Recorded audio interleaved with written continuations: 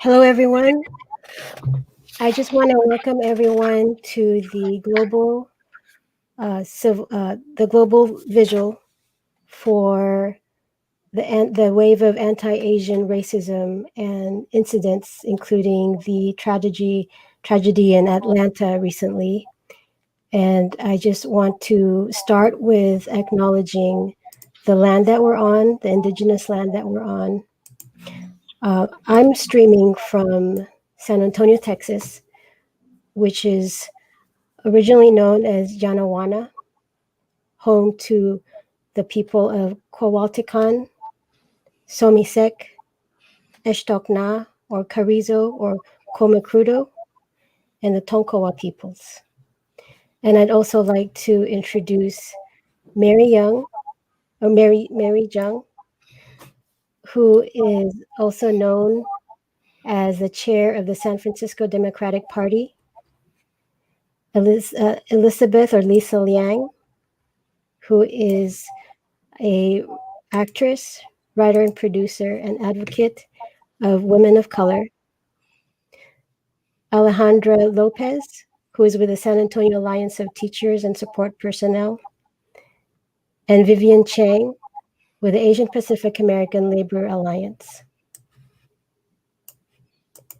And so I just want to let other people say hello and acknowledge the land that they're on. Starting with Mary. Myra, thank you very much for hosting this panel and inviting such a distinguished panel for tonight. I am in San Francisco, which is also the land of the Ohlone. San Francisco being a predominantly blue city, we are very, very aware of the land that we sit on and the grace that we're allowed to be here. I currently also sit on the Arts Commission, and about 2 years ago, the Arts Commission proactively took down a sculpture that was it was called Pioneer Rights, I believe. And what it did is that it disparaged the place of Native Americans, and we took it down. Before all these protests were happening throughout the country, it just didn't seem right. It was brought to our attention. People had thought about it for like decades, and we did it ourselves 2 years ago. And so, we're very, very fortunate that we live in the type of city that we honor the people that came before us. And Alejandra, do you want to go next? Thank you, Myra. I am also in San Antonio, and so Myra, you gave a very thorough land acknowledgement. I appreciate that. Thank you. And Lisa, you're next on my screen at least. Hi, thank you for having me here, Myra. I'm Lisa Liang in Los Angeles, California, in Chumash land.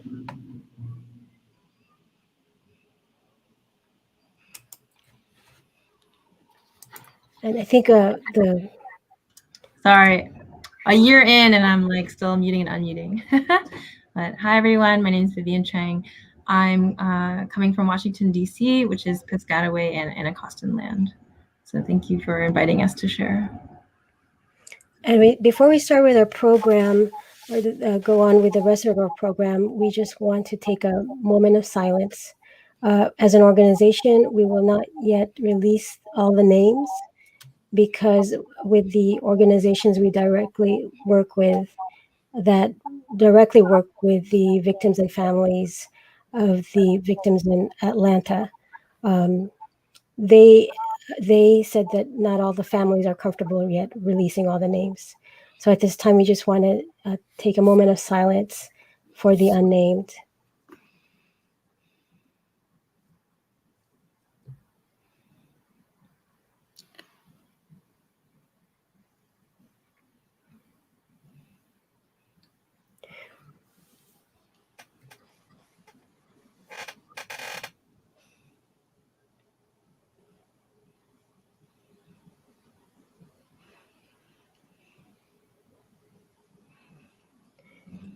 And as we come out of remembering the stories that we've already heard from family members that have been sharing about their last moments with their family members before they lost their lives. I just want to take time to honor the fact that you're here with me. You know, a lot of us have been doing a lot of things this past week. I know in San Antonio, uh, for me at least, before releasing and fully distributing one press release about the noodle tree incident that happened here, I was already hearing about what happened in Atlanta. And, you know, it was such a blow for us. It was such a blow for our community. It was such a blow for a lot of people. And I'm not sure if the impact of that is known yet or understood around the world. Certainly, the ones who are Asian and Asian American, we know what it means because we walk every day as Asian people, and you know, and things that happen at restaurants or grocery stores, you know, they have office hours, they have business hours, but after those business hours end, the days that they're closed, we are still Asian. We were Asian when we were born. We're Asian today. And so when things like this happen, we see our own family members and our own friends. And this in particular was a culmination, not a culmination, but it was a it reached a level that we were all already, you know, so afraid would happen, that we also in a way knew would happen, because a lot of the root causes of what happened hasn't been erased yet. The racism, you know, the white supremacy mentality, which does not have to be embodied by any certain race. It could be embodied by anyone of any race because it's a mentality. And I would say a mental illness. And so it just, you know, I want to open up to see, to allow everyone to process this time together, and you know how it impacted you personally.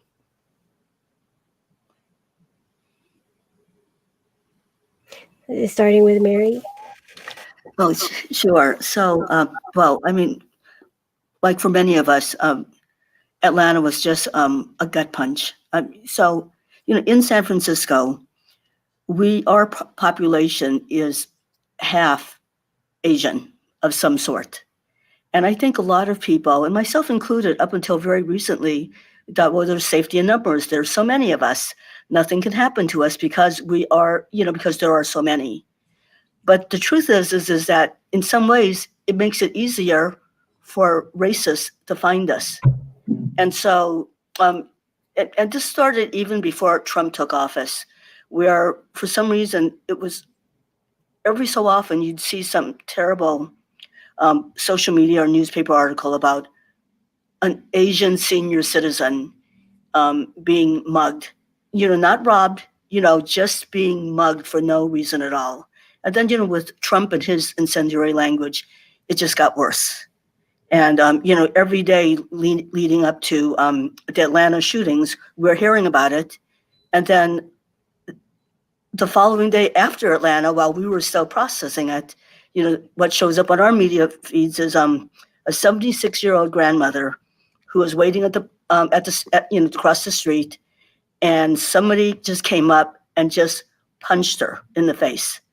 And part of the reason why it made so much media is that the video showed her screaming at the person, and for a change, because he hit her forward and she didn't fall backward, she actually attacked him and actually ended up sending him to the hospital. But it was just so outrageous because all of us who speak Chinese, or at least understand Chinese, understood what she was screaming at the man. Okay, and and to see the perpetrator being taken away on her, you know, being handled by the paramedics and nobody taking care of her, you know, was just infuriating to us because, I mean, she's the victim. She's the 76-year-old lady, you know, who just got punched And when we see her on TV afterwards, her face is all black and blue. And it was so the way I process it is that I became a grandmother that day. And so you see all this ugliness, and then you see the beauty of a new birth. And I just thought, I cannot allow this to continue, and that my beautiful granddaughter, who is mostly Asian, part Filipino, part Chinese, part Italian, but will most likely look Asian, will be punished for her looks because of her, because of how she was born. And so I look at this week, with that lens, and and how we can fix this. And I look at all the things that are being done nationally through the legislature. I look at what different community organizations are doing, and I just really want people to listen more, talk less, listen more, and really have an understanding of what it is. It's not. Last year we went through Black Lives Matter, and the Asian community came out strong, in support of Black Lives Matter. And it's heartening to see throughout the country other people coming out in support of our community. And so I hope that, those who are coming in, so, it's not necessarily San Franciscans who are doing harm to San Franciscans. We have people coming in from across the Bay Bridge, from across the Golden Gate Bridge, coming and doing harm to our San Franciscans, to our elderly. And so what we need is that we need to make sure that, it also has to do with how we raise our children. I don't know how many of you have children. Myra, I know you do. But there's a very conscientious way that we have to be raising our children to make sure that they live in a way that we can all be proud of, that makes the world a better place, and that they understand that that is their place. Their privilege to be able to be with us is to be able to live that type of a life and make it better. Thank you, Mary. And I want to say congratulations for your grandchild.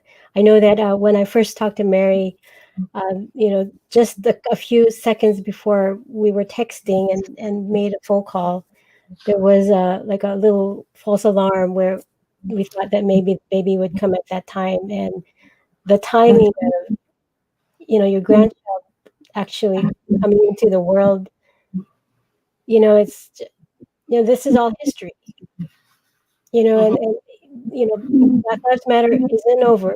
Black lives, of course, I'm sure we all agree here that Black lives still matter. And it also actually intersects with how, we could talk about it later, how we define what the solutions are to this Asian hate. So that there's no division among BIPOC or Black and Indigenous and people of color. And Lisa, I wanna ask you, in your work, in your films, in your acting, and in your podcast, the Hapa Happy Hour that you co-host, you talk a lot about race and being mixed race. And maybe you could start with a definition of what Hapa means and how these events, the rise in anti-Asian hate and the incident in Atlanta has impacted you. Thank you for asking.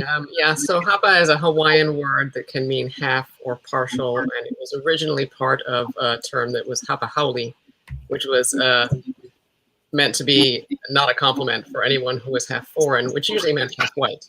It was good to be Hawaiian, and then any part of you that wasn't Hawaiian wasn't great. And then it changed over time, and pretty soon Hapa meant anyone who was part Hawaiian, or part Asian, or part Pacific Islander, etc. And now there's controversy over the term because it's felt that the term's been appropriated from the original Hawaiian to mean not what it meant before. But then there's argument against that says, well, but Hapa is the Hawaiian word for half in English. It's literally half spoken with the Hawaiian vernacular. So it's a whole thing.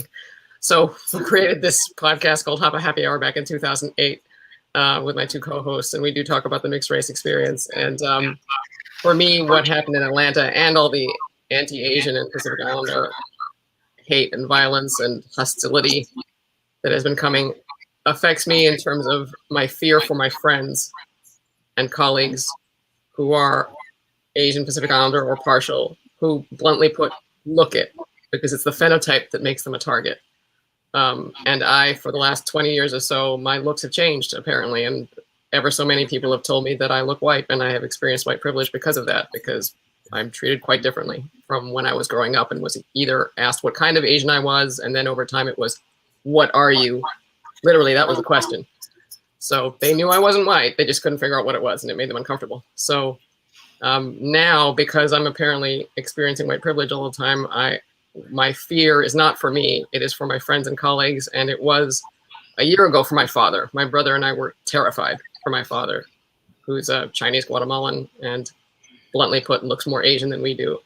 But he's in Costa Rica. And fortunately, Costa Ricans did not succumb to the racism that Americans did. So we were able to calm down in terms of family. But for my friends and colleagues, just watching how they have all reacted over the last week and also over the last year, and the kind of strong constitution every single one of them has displayed throughout this has been both impressive and also enraging that it's required. And for all people of color in this country, in the USA, the greatest country on earth, it's just been, this past year has been something for all of us. So that's what I have to say for that. It's been quite a whopper, to use an American term. And do you have anything to add about how being mixed race makes the experience of anti-Asian racism a bit different due to maybe some people passing? Oh, you froze. Sorry. For me, some people what? Sorry. Do you have anything to add in regards to how maybe certain mixed race people experience the anti-Asian hate due to the experience of maybe passing racially, passing? Oh, right. Yes. So that we're privy. If you don't look Asian, and this is so subjective. People watching right now are going to say, I think she looks Asian. And then others saying, no, she doesn't. And there's nothing I can do about it. So just ask people to believe me when I say, yes, I'm Chinese Guatemalan on my father's side, and I'm Irish European American on my mom's side. But yeah, I think we're privy to things when people don't realize that there's an Asian in the room. I'm also Latina, so I'm privy to things that people say when they don't realize there's a Latina in the room.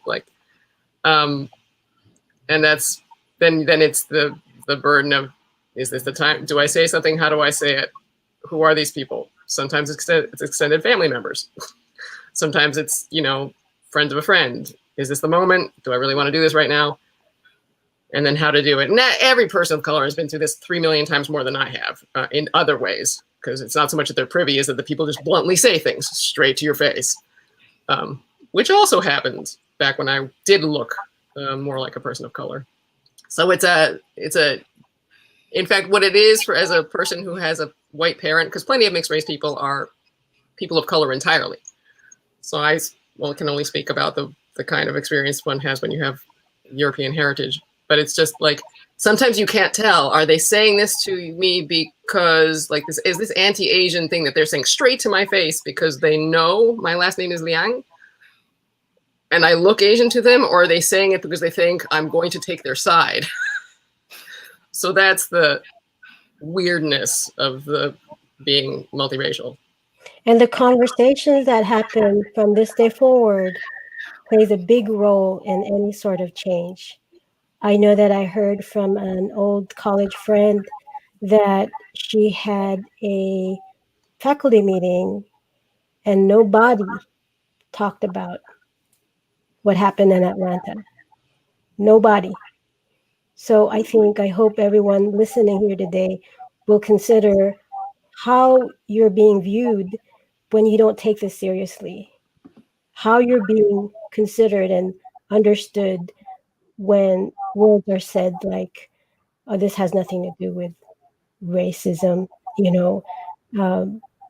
That's like saying some, that's like, or even some mixed race who might say, and I think they're far and few, that there's no racism because they're half Asian or 1/4 Asian. And I could see Lisa already rolling her eyes. I hear it frequently enough that they say it's not racism, and I can say that because I'm 1/4 Asian. The thing is, someone with stage 1 cancer, right? They're not going to stand on a podium and say there is no such thing as stage 4 cancer, or stage 4 cancer is not serious. And I can say this because I'm stage 1 cancer. So that's how you're being viewed, the people that say that, or for the people that say this has nothing to do with race. If you've never experienced racism, you don't have the authority to make decisions like that and represent everyone who outnumber you who say this is racism. Yep. And Vivian, I'm glad I was able to include you in this panel because, excuse me, your work is extremely important. A lot of the victims that were killed in Atlanta were Asian women workers, manual laborers. Can you say anything about how the tragedy impacted you and how you connect to it because of the work that you did, that you do now? Yeah, thank you, Myra, and thank you for making this space. I know when you had originally reached out to us, we were talking about, organizing, and that is the moment, the action that we're all looking for, but also, grieving and trying to find like, what does that way forward look like? So, I know we'll talk about this more later, but I mean, yeah, it's like, I'm sure we all have been like burying ourselves in like the work and the coordinating and like bringing together this space because it feels so personal. I work at APALA, the Asian Pacific American Labor Alliance, and all of our staff are, femme identified. So when we first heard about the shooting, it was like literally we could see ourselves, our mothers, our grandmothers, in the victims. And you're exactly right. These women were targeted because of their perceived workplace, because of all these associations of Asian women as, sex objects, as disposable, and as, workers, even lower. Something that Apollo, we've been talking about is, places like that, they don't get any worker protections. If we want to talk about what the labor movement focuses on or what the federal government focuses on, it's not where these Asian women are working. It's there's so many ways that they're left out in terms of like having low wages, in terms of not being able to access things because of language barriers. So in like, why were these people targeted? It's like it was the racism, it was the sexism, white supremacy, and it was their perceived vulnerability, as women, as low-wage workers, all of that. So at Apollo, we have been really thinking about how do we educate folks on that intersection, because there's just so much to really dig into, and a lot of it even ties into imperialism, U.S. colonialism, and like we ourselves are also educating ourselves. So we know that like our members are hurting, and we're seeing like how do we, come together and move forward on this, because it's not going to stop. It's not going to stop unless we really fight together. And also, what's interesting is, we're having folks reach out who want to be good allies, and so we're trying to also provide that like intro to Asian American Community 101, and it's tough because sometimes you're like, I just want to dig in with the folks around me who really understand this and like, let's go. But we also have a whole like society of folks who just woke up to anti-Asian violence, and we're bringing them along too. So yeah, so it's tough, but it also is something I think like, one thing that is coming out though is the recognition that, Asian American communities are organizing, that we do organize, because it's so convenient to ignore that. Our radical politics are always erased, but like some of the biggest labor actions were led by Asian Americans and Native Hawaiians, like on the sugar plantations in Hawaii, as farm workers in California, as factory workers in Seattle. And yet, like, at least growing up, I never heard any of that. And So that Claire Cruz, exactly. Liang. Liang. And I think that, like, what conversation I've been hearing is luckily about folks recognizing that the value of Asian Americans oftentimes to US society is as the good ones, the good ones. And so any ways that we don't follow that model, we're punished for it. And that's what we saw, to these poor women and to their coworkers who were also killed. So, for us, it's like just, not recognizing that the personal is always political. I think a lot of people are sharing their stories now about all those microaggressions, right? We call them microaggressions, but it like adds up. It becomes this like huge pain that we're all carrying around. And I think like, one thing I'm just appreciating is being able to have folks around and have that community to share with.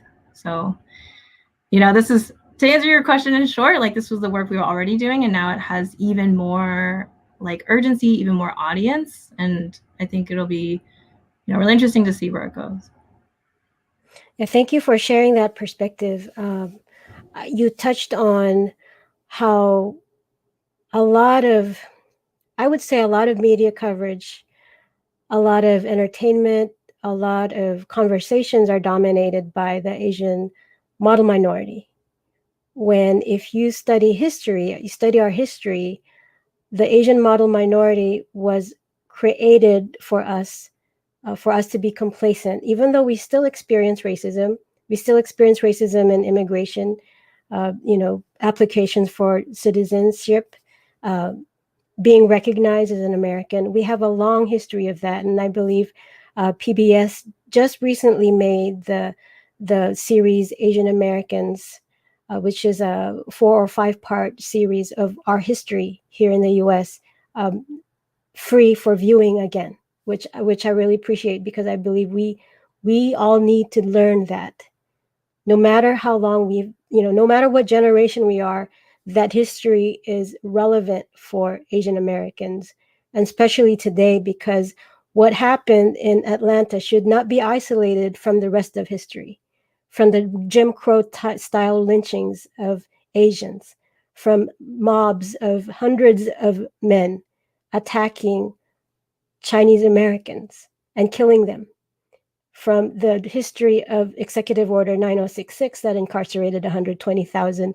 Japanese Americans, 2/3 of whom were American citizens, and which also included orphan babies, and who were housed in Manzanar. And being in San Antonio, I have to say, there's a lot of concentration camps and incarceration centers across the U.S. that are not well known, and in San Antonio is one of them, and it's Fort Sam Houston. And not a lot of people know that, but we had one right here, and it wasn't shut down. A lot of times people think those Japanese American internment camps only lasted for a few months. They lasted for years. And it's still a big part of our history that generations today are still traumatized. The children of the children are still traumatized, that it shapes our history and our view. And I to separate what happens today and what happened recently from that history is to separate. It's like to create separations in our identity, like we're there's a disjuncture or a compartmentalization of who we are, and that only keeps us quiet. If we don't connect to our history, our own history, even if it's not our own ethnicity, being divorced from that history, it just adds to a compartmentalization where we no longer understand the significance of microaggression. We no longer understand the importance of why it's important to speak up about, even if it got to the point where media only focuses on the type of work the Asian women did as a point to dehumanize us again, even in our deaths. I mean, imagine this, right? The media for the first few days, didn't touch on Asian. The first day didn't touch on Asian in the U.S. There was only one news source that I found that same day, and it was Sky News, that said the word Asian in its headline. And then for a few days, the media was focusing on what is it the sheriff that said that he had a bad day, right? That's another way that we're become invisible. But the thing that really got me was that, as it is, Asian women have been exotified, right? There are people here that are public figures right in San Antonio that feel nothing wrong with posting statements about commercials with Asian women. And one of them is running for candidacy, by the way.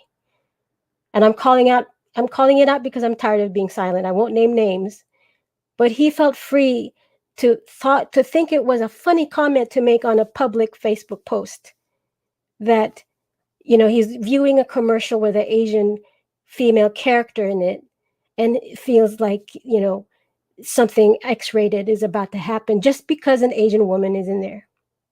If you look at sites like sites where you can find common Creative Common license for photos that you want to use for social media, and you look up the word Asian, a lot of those pictures in these Creative Common license websites will have adult warning on the photos because you search for Asian. Why is that?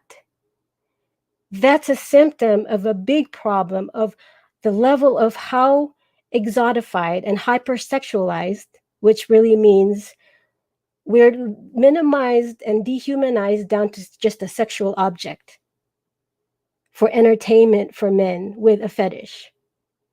And we saw the extreme example of that when in the headlines, the topic focused on the murderer's sexual addiction, that we were invisible from that the main thing that happened was that women died. Asian women died. They were targeted and we died. And the headline covered the male's sexual addiction and not the value of our lives. So that's a big problem that we should never stop talking about until it's resolved. And I can understand a lot of us, it's easy to feel, to have this fueled anger that you want to change. And, there's a lot of talk of, punishing to the highest level, right? But I just want to ask, is that really going to change the root cause of what caused it? Has punishment served to deter or to discourage hateful acts and racism in the first place? And I want to loop Alejandra in this because she also does labor organizing, but also, as an ally who is not an Asian, how does it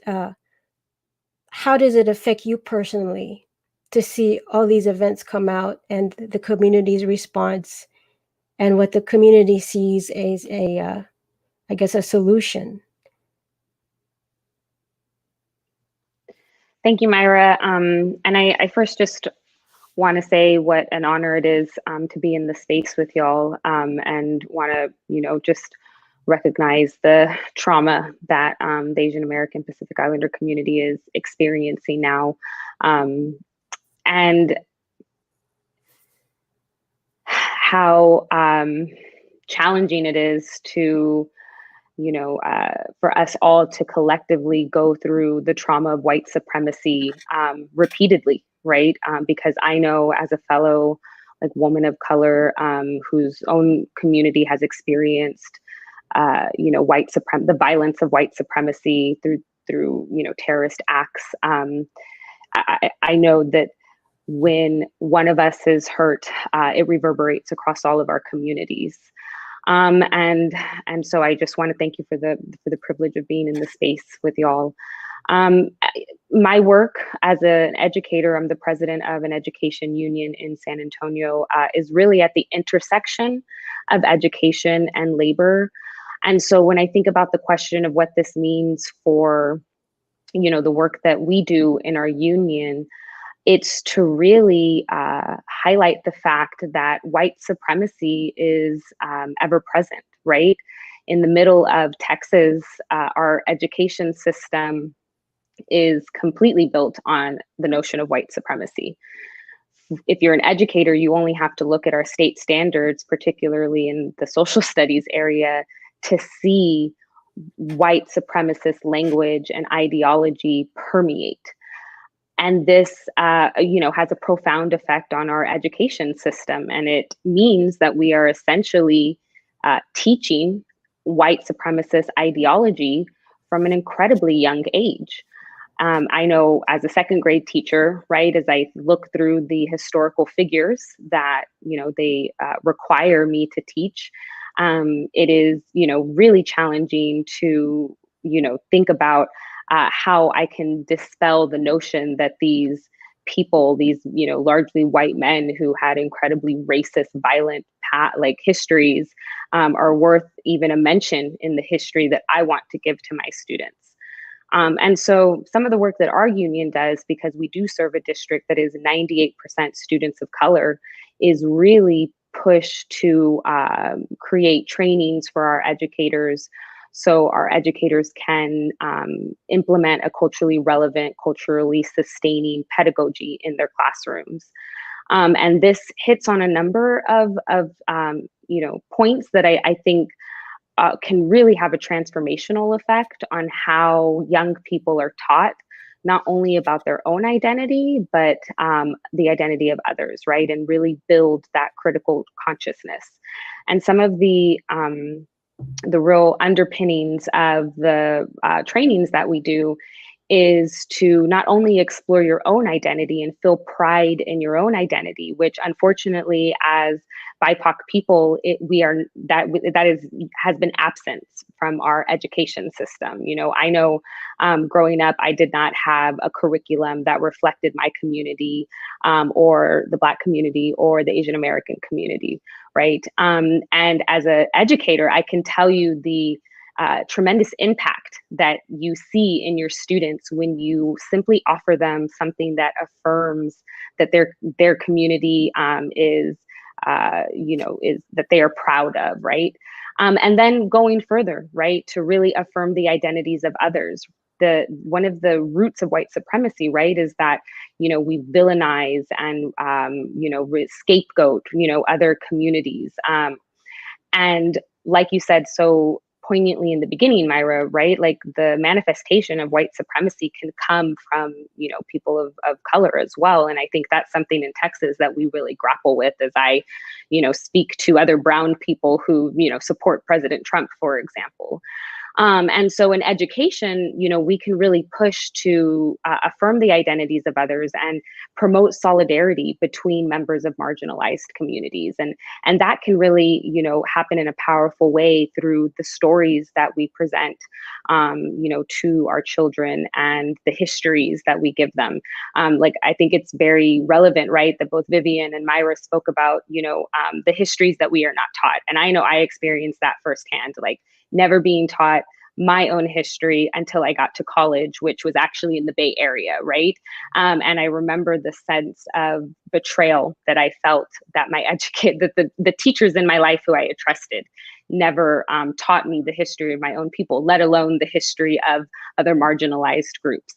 And so I think in this way, education can and should be a tool against the fight, against white supremacy. Education is profoundly political. And I think for too long, essentially the agenda of the right is to keep politics out of education. And we really have to push against that and dispel that. And I think the other way we do that is through the labor movement, right? Because like you said, Myra, right, and Vivian, at the heart of this is at the heart of white supremacy is the dehumanization of others. And one of the first ways that people feel dehumanized is in the workplace, is in a place that is so fraught with a power imbalance.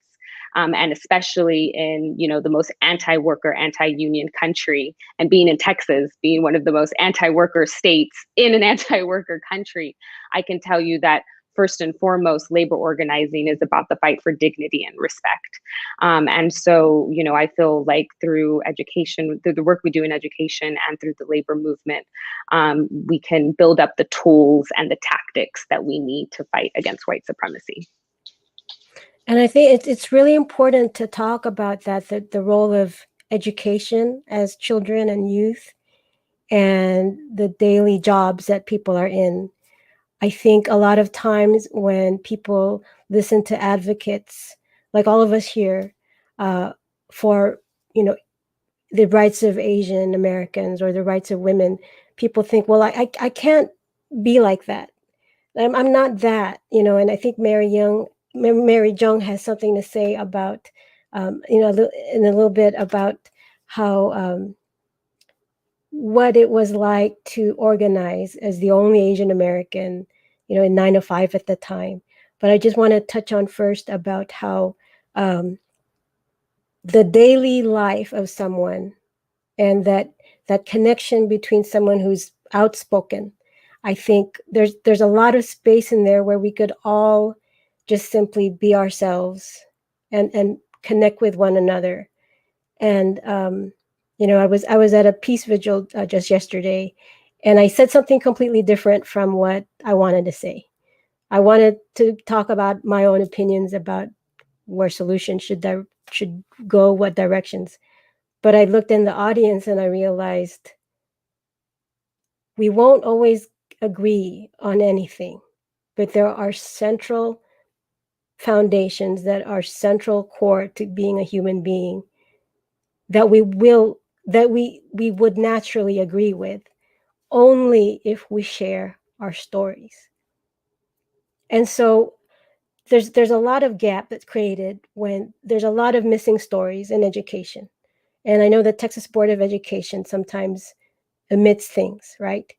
And then there's also the gap of, as an adult, when you're seen as an activist or a community organizer, whatever emotional associations different people out there have with each word. There's a level of, you know, there's like a gap there, I feel sometimes, with someone who just works their job every day. But it's the labor organizers that stand in the middle because they see the need to advocate for rights. But then they're the ones, you know, you're all the ones that connect to the workers that live every day, and they're just living their life, and they're just trying to put money, you know, they're just trying to feed their family. So there's something to be said about how, you know, the storytelling that you said, you know, both the storytelling to reach the history books, but also the personal storytelling where we share our stories as people, you know, as to our children, to the younger generation.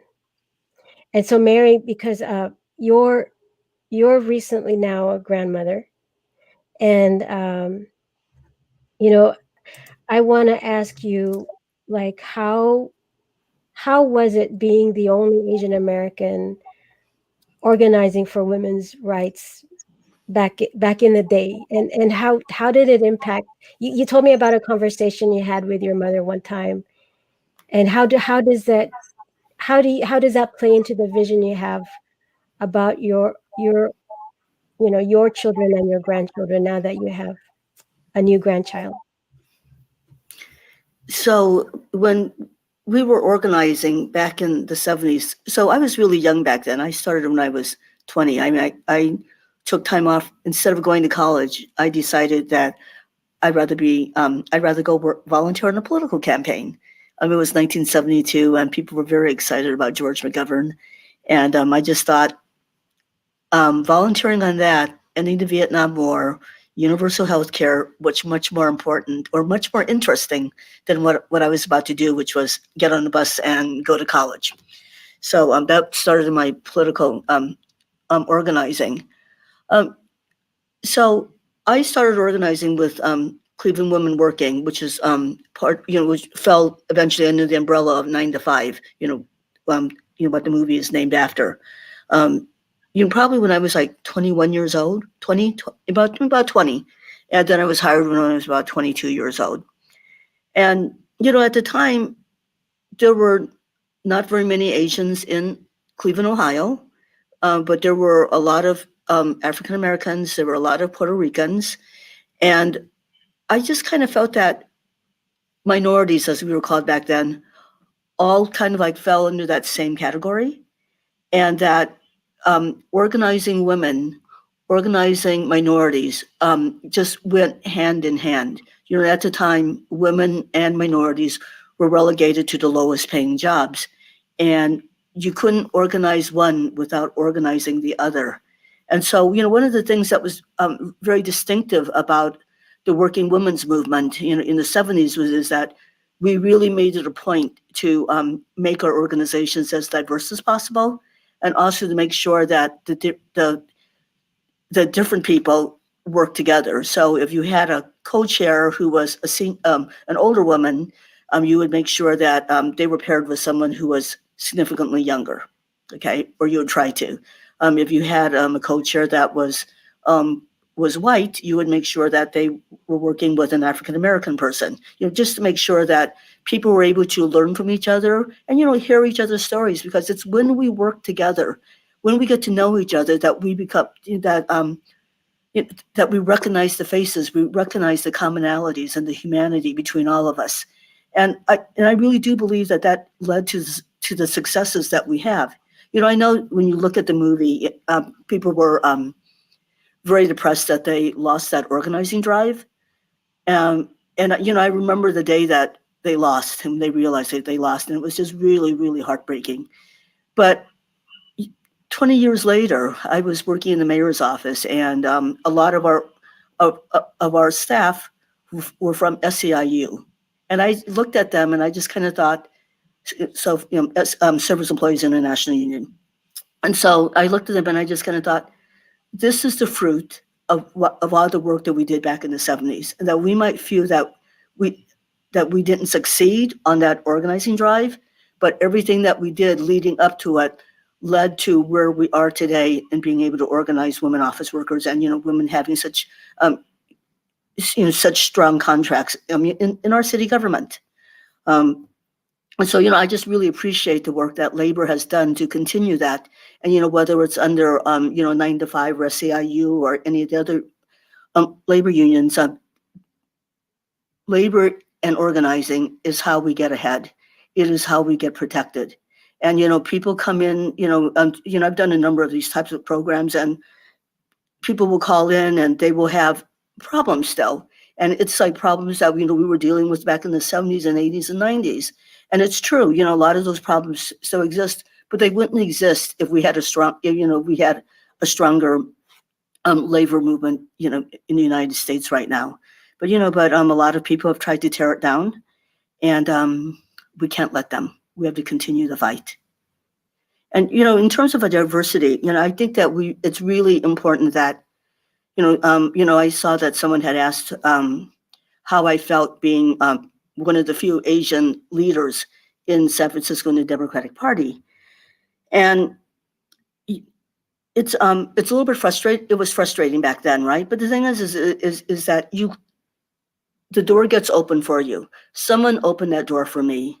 I kept the door open for other people. And I spent a lot of time working with younger people of all ethnicities, for that matter, to make sure that they learn the leadership skills that are needed to move forward and to try to help make San Francisco better.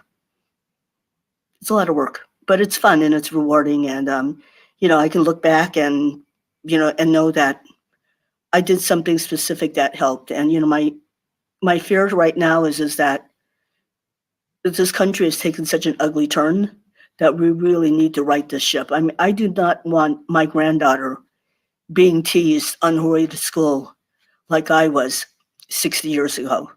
I mean, that's just uncalled for. And I know it so happens, and it's wrong. And I know that everybody does it. It's not just, white kids or Chinese kids or Black kids or Latinx kids. Everybody does it. And it's really incumbent on us to make sure that the children, the young people that we are in contact with, learn how to live purposeful, positive lives and treat people with respect.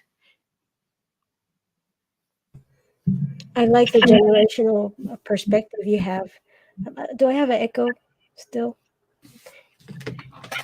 And for me, it's so sobering for me that you know that you're still so active and having a grandchild. It's like a lot of times, we think of the dedication and commitment of time it takes to organize a community. But it's like with me, I went into a community organizing hiatus for a while here in San Antonio. But what got me was that after a couple of attempts to maybe transition out, for better job opportunity, and it's great that a lot of us here have talked about microaggressions in the workplace, because those lead to job instability. There's certain things here in the job in the workplace environment that I never had to deal with in California, where there are more ethnic based service organizations where I could fit in.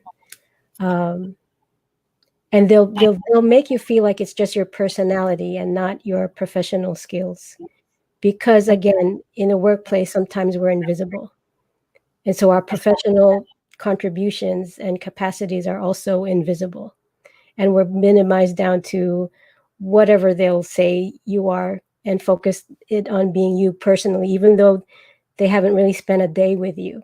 They'll make such extreme opinions and judgments, and gather to do really toxic things to create a toxic work environment.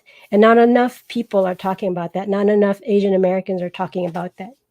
So it's not just a glass ceiling, but also a toxic environment where you are invisible, because they want to peg you as what they want to see you for whatever reasons they have from day one, without really knowing you from day one. And so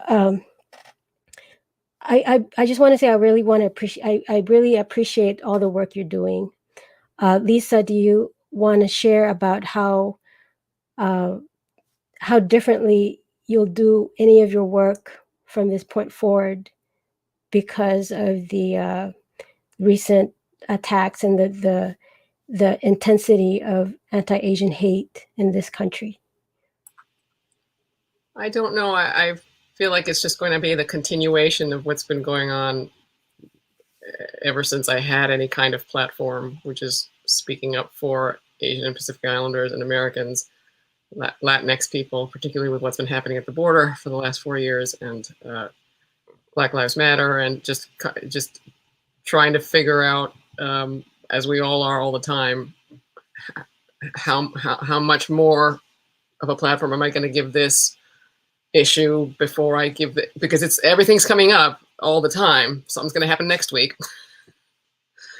to some. So I shouldn't have said that. That's terrible. That's very pessimistic. But so the feeling is to not stop. That's all. And I suppose what I'll do differently is, like I've already tried to give more voice to wonderful organizations like East West Players and Anti-Sewing Squad, as plenty of people have done, and donated, and just keep that up. And I'm sorry I'm not being more articulate. Just feels like it's going to have to be keeping on. But I'm very, very hopeful to hear what my fellow panelists will say, because I will take any ideas from everybody. And definitely, I think a lot of talking about this is hard, and so Lisa, in a way, like on the outside, I chuckle with you about finding the right words to say sometimes. But honestly, it's been really hard. It's when we feel this way, it's out of like a generational trauma. Because there was one time I was talking to a journalist, and it went to the point where I just wanted to speak from my heart and not always stick to press release language. And it was then that I realized that I think it was then that I started to grieve, and it hit me more, because when you're a community organizer, you're so busy doing this and that, and you see the big picture of everything and the little things of where all the little things fit into, and you try to do it right, you try to use the right language. It takes a tremendous amount of energy, but it's also people with the tremendous amount of consciousness who do this, that can't go to sleep without at least trying to help or contribute in some way to the big picture and to the big pot of what a lot of other people are doing. But that experience of trauma and the sense of trauma and the reality of trauma, I think we should, take it seriously and practice self-care and connect with the people who are doing the same thing as part of self-care, so no one feels like they're doing it by themselves. And that it's okay that we can't always find the right words, because when we do speak up, it comes from such a well of history of struggle and resistance. And we do this all in the footsteps of other women who've done this, whether it's in academia with women of color who have fought for ethnic studies and created the material and the content which we can use, like racial triangulation, and why the Asian model minority is being used. We're used as a way to continue and add to the oppression of Black people. But if we study our own history, and we study and own our own history, then we can see that we have our own narrative and own perspective, that where we could see where we see behind that impact of the racial triangulation, and we can choose to step out of it, so that we're working for the laborers, the Asian laborers, the manual women workers that work in places that excuse me, sometimes there's stigma. But if you peel back all those layers of stigmas and the narration of others that are representing us, and we represent ourselves, we boil it back down to the humanity that we each represent and the value of life that we each represent, but also the reality of why do some of us have to work certain jobs. It's all connected. Not that certain jobs are less valuable. All jobs are important and all jobs deserve dignity. But there are certain things that some of us have no choice because of a glass ceiling, or some of us have no choice because the moment we're in an interview as an Asian woman, we're exotified and we're hypersexualized. And if they want to hire us, they would hire us for certain jobs that they don't really see as a professional role. And they just hire us for different reasons. Or they don't hire us at all because they just see us as a sexual object. So all of these things, the education, it all comes together to the big picture of what we're really dealing with and why it's traumatic. It's not just because of Atlanta. It's because we come out of that history. And like one session won't take care of it all. And we're about to go to a community discussion with Q&A with our audience. But Vivian, being in Asian Pacific American Labor Alliance, what does it mean going forward? Because I was friends with John DeLauro, the late John DeLauro. He was a major figure in the Asian American labor movement. And I used to, we used to, a bunch of us used to just hang out and spend time.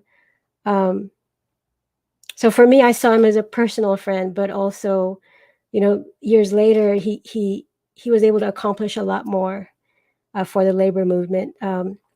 What does it mean moving forward for you in terms of your work and the bigger picture of where your work, the role of your work? Yeah, thanks, Myra. And it's, when you said John's name, I was like, I never got to know him, but the love that I see people still talking about him and, his family, you just feel that love continue forever. So that's so great that you were able to be friends together. And yeah, I think like, what does this work look like for Apala is kind of the same answer for what does it look like, I think, for everyone who's trying to figure out what to do right now. Because like, if I were to give advice to someone and to myself, it's really like to find a home for that organizing. Because right now we're all like kind of spinning our wheels and we're like, we have to do all this right now. But that's so easy for us to burn out on. And so we need to find a place, a structure to be doing this long term, finding a group to talk to connect with, to heal with. And what does that mean for Apala is to build at home, to be a place that people can go to, or be a place that people can find someplace else to go to, I think that's something that I've always appreciated the opportunity to do, is connect people to the place they're looking for. So I think that's just something that I've always found like super valuable, super important. And the other thing is like, work that's always continuous and that we as Apala have really been pushing more toward in the last few years is like being in solidarity, with other communities of color. Because as everyone on this panel has said, it doesn't just affect one person, one community, one city. It really affects us all. And I think that was something I was reflecting really heavily on after the Atlanta shootings, is that like, this was, at least in recent years, probably the first like, major shooting that targeted Asian Americans. But, when it happened, I was like, this feels like a continuation from, El Paso, like where so many people were killed, or like the Mother Bethel AME shootings in Charleston and the Tree of Life shooting in Pittsburgh. And it's a pattern. It's like, I was like gonna say it's like a US tradition, right? It's like, how are these lives dehumanized, demeaned in white supremacy? And how do we like come together to fight it? Because we can't do it alone. There's no way, right? We're taking on all of US empire by ourselves. But so for our work, it really means like, going arm in arm, right? Rallying together, showing up for each other, and listening and learning from each other. That's a big one. Like, I think sometimes it's like we feel like we have to produce and do the actions. But, just like you said, I think at the top of this panel, sometimes you have to sit back and listen. And, that feels more healing. Sometimes I'm like, okay, I don't have to be the one talking. I'm like learning. And I know that's also part of this work together. So for Apala, it's, going to our members, building these community spaces, building those educational materials, reaching out to the connections we do have, going to labor unions and saying, what are you doing for your members of color? How do we make this stronger? How do we make this real deep solidarity and not just something that happens once a year, and that's something we can all do, right? It's like map out the places of power we have in our community, whether that's just your family or your coworkers or getting bigger and bigger. Like, where in the community do we have this influence? So yeah, that's what we're talking about. And I just want to take the time to also just honor the fact that the significance of the fact that Julie Su was nominated for Deputy Secretary of Labor, and that's a major thing for our community. Do you want anything? Do you have anything to add about Julie Su's nomination for that position? Yeah, just to add, so Julie Su was nominated to be Deputy Secretary of Labor.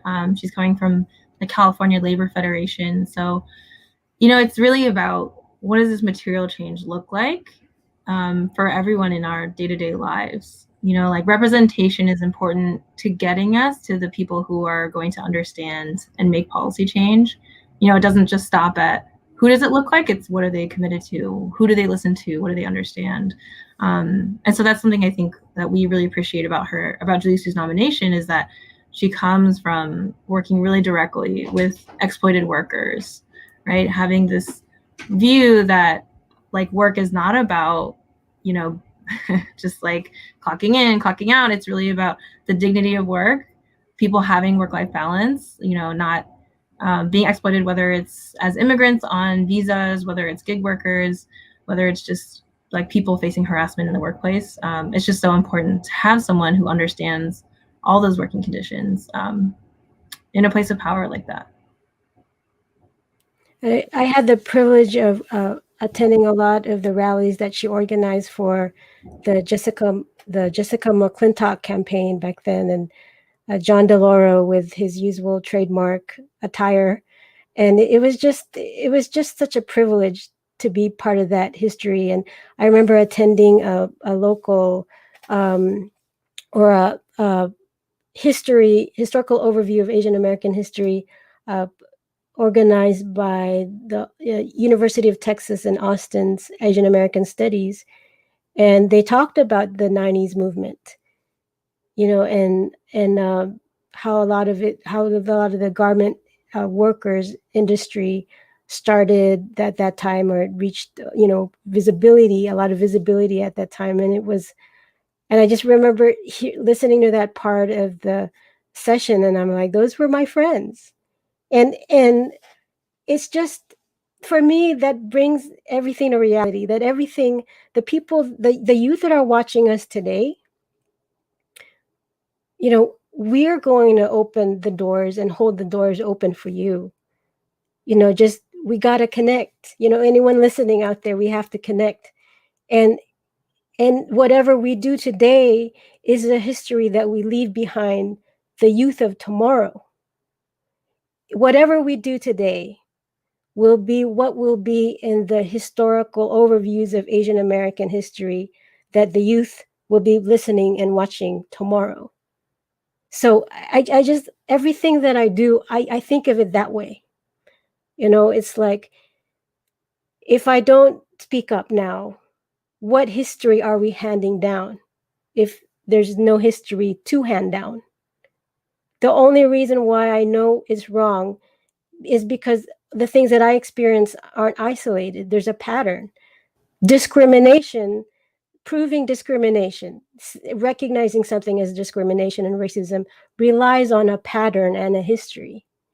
And so, of course, it will work for us to not recognize the root cause of white supremacy or racism when we're disjointed from each other, not only from our own history, but from other people of color. And so that's why the words of Alejandra are important. Alejandra, do you have anything to add about, or anything to say about the direction of the solutions focusing only on increasing policing? I know for me, the one thing I'm concerned about as an Asian American is that if we increase policing, and in the city of San Antonio, which is the collective bargaining agreement and the police contracts in San Antonio is the one that cities like Chicago and New York have followed, where there's a pattern of dirty cops, or cops that have been previously fired have been rehired. And so there's the police accountability in San Antonio is big right now, but we're also like the poster boy for lack of police accountability. And I know there's certain authorities out there that might not agree with me, and I really, really hope I'm not putting a target on myself by addressing this, because if it's a problem and there is no white supremacy behind this problem, then there's nothing to hide, right? But if it's a problem and the things that we see in it need to change, then we need to address it. And we need to address it as a community. Alejandra, do you have anything to add about, or are you concerned about how some of the rhetoric about solutions is heading in terms of increasing policing, and then it stops there?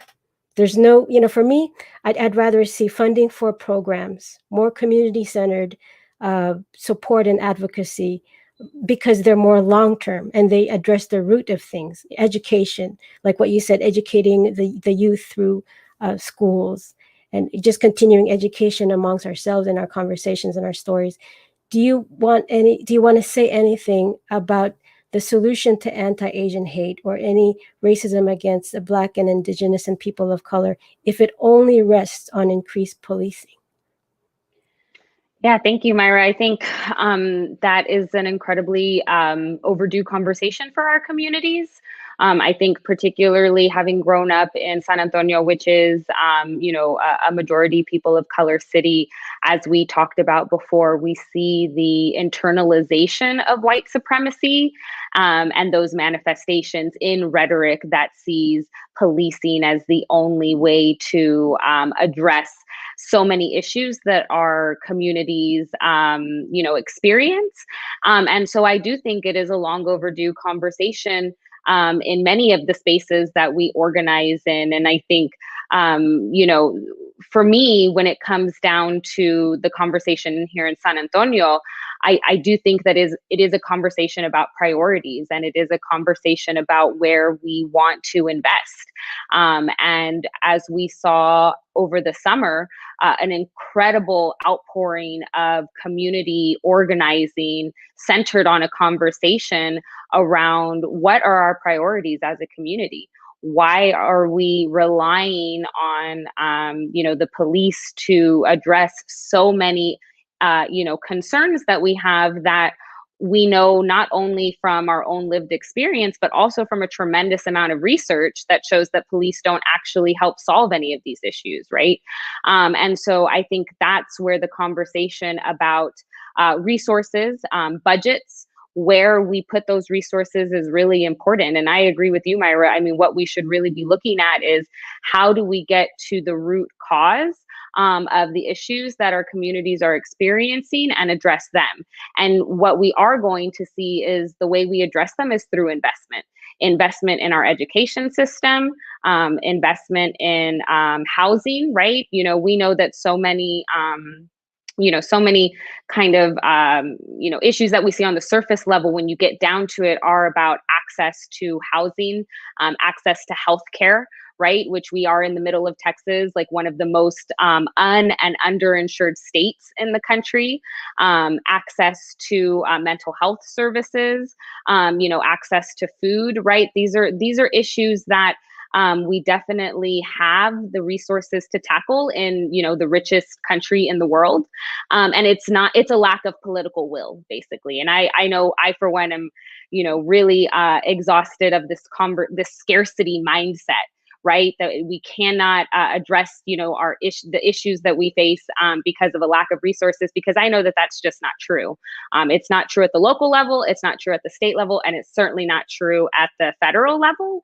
And we saw it most recently with the stimulus conversation, where it was, almost a zero-sum game, right? And even the Democrats bargained down things that they didn't need to, because in the end, not a single Republican voted for it in the first place, right? So it just seems like, we really need to tackle and hold people accountable, right? I mean, when we elect people, we need to ensure, just like Vivian said, right? Representation is only going to get us so far. And what we really need to do is ensure that we are organizing at the grassroots level to hold the people in power accountable, and to not let them make excuses or, kind of slip out of any kind of accountability system. Thank you for that, Alejandra. And just as a reminder, we also have a global audience as part of TC Kid Now. And I just want to mention that, of course, the party-related opinions of my guests do not necessarily reflect, the organizations that have hosted this event. But we do, of course, encourage addressing the reality, and that's where my guests are talking out of. And at this point, we want to open up to. Before I mentioned that, I did say one thing at the beginning where I called out white supremacy as mental illness, but I just want to frame that as not being something that can be excused because of a mental illness. The accountability is still very much an important issue. It's like holding abusers that have mental illness still accountable for their abusive acts. So I just want to reframe that before moving on to community discussion. Roy has sent in, Roy is our moderator. I just want to say thank you to Roy Kismundo. He sent a question, and I don't know if the person sending in the question wants to be named, but the question is, as a fellow Californian transplant, and I'm thinking they mean to Texas, I can't help but wonder if our California roots contribute to the slow growth of our causes. To the slow growth of our causes. Is the relative silence of potential homegrown advocates one of our big barriers, and are we seen as trying to Californiaize their Texas?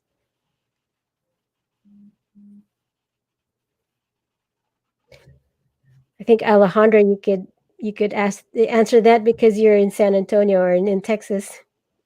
Sure. And I am, I was born and raised in San Antonio, so I do just want to problematize the premise, right? Which is that that local organizers and activists are like relatively silent. I don't think that that's the case. I think there's so much organizing happening in not just San Antonio, but across the state. A lot of it being done by people who, grew up in the communities that they're organizing in. But I do think that it is, it's kind of similar to the framing. There's been a lot of kind of social media discussion about, people not painting areas with broad strokes, right? Like, for example, the South, right? I mean, I think what is so important for people to realize is that organizing in the middle of Texas or in other parts of the South is tremendously difficult. And I grew up here, and I went to school in the Bay Area, and I really valued the experience I gained there.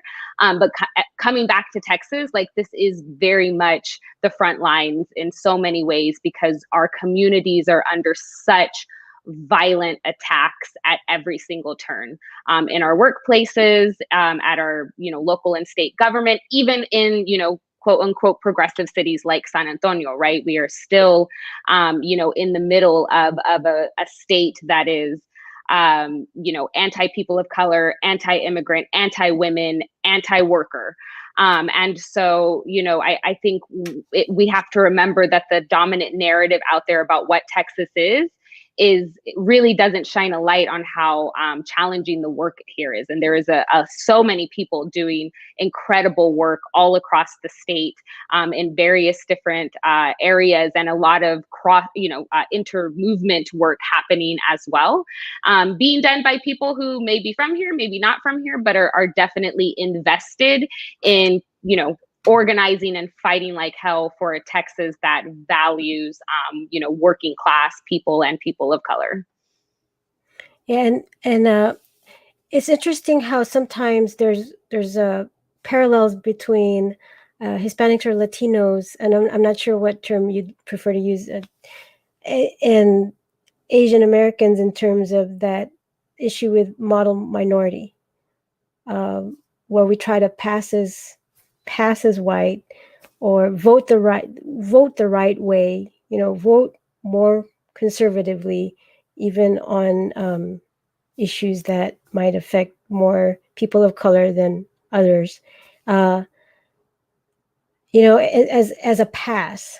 And it's just interesting because I've heard of more and more stories about that similarity.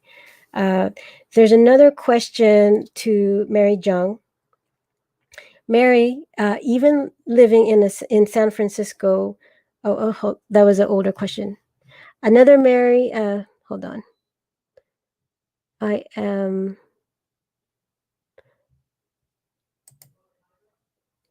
guess there's another question. Speaking of scarcity, and I think this is open to any of the speakers. Speaking of scarcity mindset, there are many that see our ideology as an agenda against not just white supremacy, but white people personally. Have you seen that in your community work? How do you address that?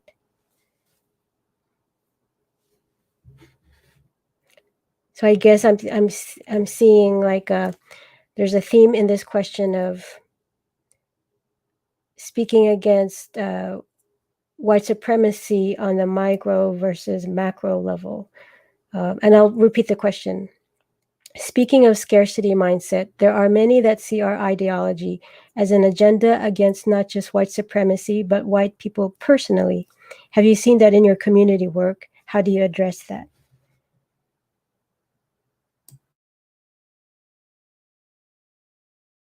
And I'll open up to anyone who wants to address it. Not everyone has to respond to it, but anyone who wants to respond to it.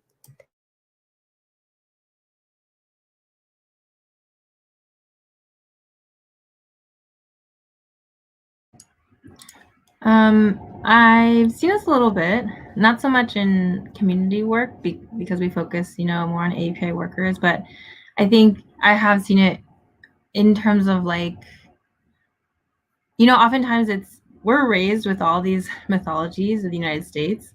Like we talked about a lot, right? Being like model minority and where Asian Americans are positioned. And I think for a lot of white folks, there's similar mythologies around like what our role is or their role is in relation to like the state or to, society as a whole. So it's like really hard sometimes to detach, from that. So if someone's saying I'm against white supremacy, then other folks might hear like, well, actually, does that mean me, right?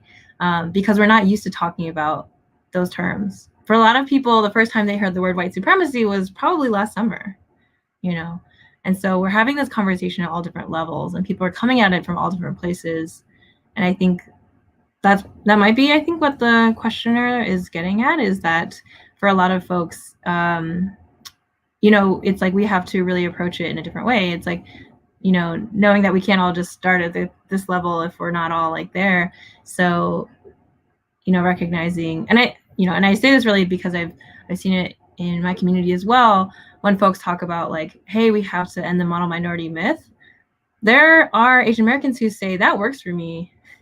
Like literally they'll say, I'm studying math and I want people to think I'm smart, etc. And, not recognizing the harm that does in a broader way and on an individual level, because we've grown accustomed to, or we were raised with this idea that, that myth, that stereotype does describe me. That's something I want to aspire to. We're taught so many things that we like should be, that are good for us, etc. And I think in a lot of ways, like, white folks feeling that way about white supremacy is very similar. And, we can talk all day about a lot of these. That doesn't just apply to white folks. I think Myra said at the beginning of this panel is that like anybody can perpetuate white supremacy. And it's like, sometimes the like advantages, the temporary advantages it brings, like can be enticing if you don't see what that long-term harm looks like. So. Right. And I can certainly understand any topics related to privilege. We all at some point sort of we all like, not all of us, but most of us have some type of privilege that we have, as an advantage in comparison to other people. I know for me, I grew up middle class, and there's been certainly some instances as an adult that I was, below middle class, and sometimes in between would have to do certain, manual labor and working class, so class is fluid for me, from my experience. But before I experienced the fluidity in class, I didn't understand my own privilege in terms of economic class above others without being upper class. You don't have to be upper class to have privilege. And so I believe the topics of privilege and confronting our own privilege and how it puts us in at an advantage over others is always going to be a difficult conversation. And that also applies to racial privilege. But I believe that when we take time to just hear one another out. And yes, some of it will be coming from a place of frustration. There's a lot of us people of color that have been trying to educate everyone for a long time, taking our time to send links and having conversations and breaking things down and explaining everything. We've been doing that for a long time. So please understand when we won't sign up to keep being your free teacher on that. Please understand that. There's some times that we have to take a rest, just in the same way that consumers look up all these consumer reviews of everything before they invest in something. Maybe invest in spending time on looking that up and educational resources, not random websites from iffy places that aren't fact checked, but academic places, well-researched places of the history of Asian Americans before you make your mind up. Because when you make your mind up that minimizing what racism is and how it's affected different populations of people of color, that's an investment to white supremacy. So it's the same way when you buy a house, when you buy a car, you make an investment, but you also take time to research before you make that final investment. Don't finalize your investment supporting white supremacy without knowing it. It's worth taking the time to check yourself if you're contributing to it in some way, because you refuse to admit that you have some racist ideology. Please, and we ask this as human beings, just person to person. Is there anyone else that has anything to add about any of these questions? Let me see if there's any more new ones.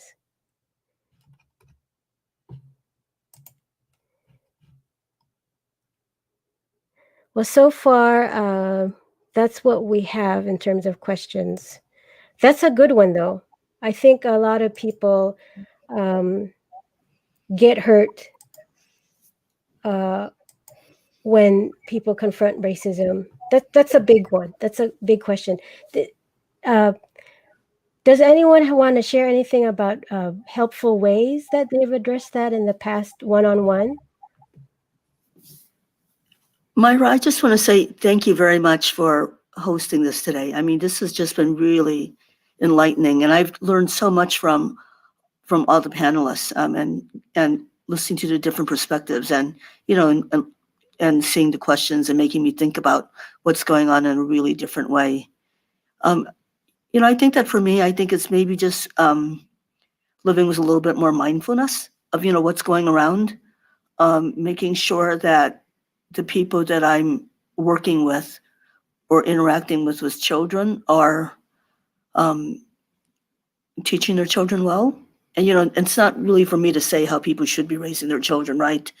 But having been a room mom and seeing how different parents interact with their children, and whether or not they support the administration or the other parents or the other children, or it really does give me some insight into how people could be doing better. And I've never been shy about saying it. And so I think that's one part of the beauty of old age is that you really only have a certain amount of time to make sure your message is getting out there. And for me, time is of the essence.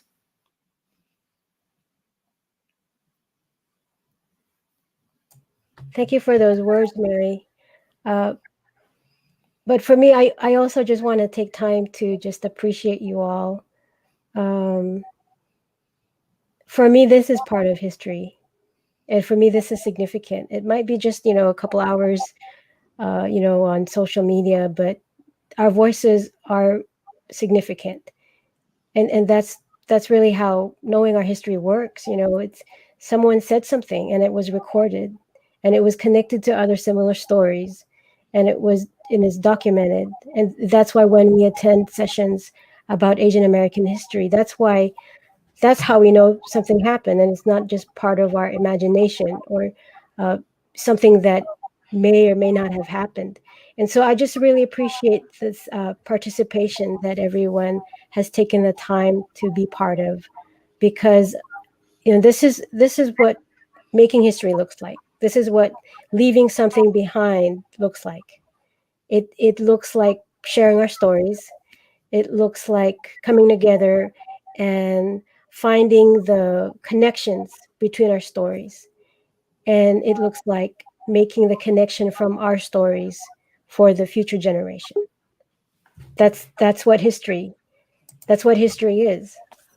And so I just also want to take the time to appreciate everything you do, with Lisa in the film world and the writing world and podcast, Mary in your work with the Democratic Party and your work with in San Francisco as a government affairs director with the San Francisco Real Estate Agency. I don't know if I have the name exact. And Alejandra with your work with labor organizing, and Vivian with your work with labor organizing with Asian American workers. Everyone's work is significant and important, and it's interesting how we, the speakers, actually came together. We organized this event like almost a month and a half before, a month and a half ago, not knowing anything that would happen after this was created. And it was actually pushed back because of the Texas freeze. So a lot of the things that we consider political is very much personal, as someone mentioned earlier. And so I also just want to take the time to thank my audience. We don't see you, and not everyone made a comment, but I just want to take the time to say thank you. Thank you for listening. Thank you for listening to our stories. And any final words from our panelists? I just want to quickly thank Myra also for organizing us and for choosing the film 9 to 5, Story of a Movement, because I loved it. It's a pleasure to watch and so educational. And I've been watching Mrs. America, the show, which is great, but it's also depressing. So I was really happy to see 9 to 5 and see like a movement that actually had success and brought progress. And it's thrilling to be on a panel with Mary. Thank you for everything you did, Mary, for all those movements, and also to be on a panel with Alejandra and Vivian, because everything everyone said was so insightful and informative and helpful. So thank you so much. Yeah, just want to same ditto everything that everyone said. Thank you to Myra. Thank you to my fellow panelists. I think this is a space that we really needed right now, so I'm just glad to be here with you all. Yeah, I just want to echo what everyone said. It's been an honor and a privilege, and I think it is moments like these that I know that the words of Assata Shakur really resonate with me. Right? It is our duty to fight for our freedom. It is our duty to win. We must love each other and support each other. We have nothing to lose but our chains, and I'm honored to be doing this work with y'all. Thank you, everyone.